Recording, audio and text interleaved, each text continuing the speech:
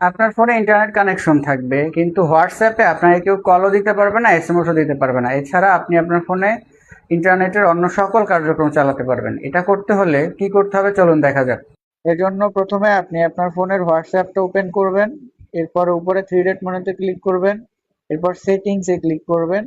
এরপর storage and data এখানটাতে click করবেন। এরপরে দেখতে পাচ্ছেন প্রক্সি, এখানটাতে ক্লিক করবেন। এরপর সেট আপ প্রক্সি এখানটাতে ক্লিক করবেন। এখানে টাইপ করবেন on dot on dot on dot on.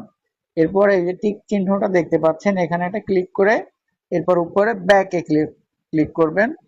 তারপরে হয়ে গেল। এই অবস্থায় আপনাকে যদি এখন কেউ ফোনে কল দেয়, এসএমএস দেয়, কিছুই আসবে না। এবং আবার যদি আপনি আগের মতো ফিরে যেতে চান, যে আপনাকে কল দিলেও পাবে, এসএমএস দিলেও পাবে, তখন আবার থ্রি ডট মেনুতে যেয়ে সেটিংসে যাবেন।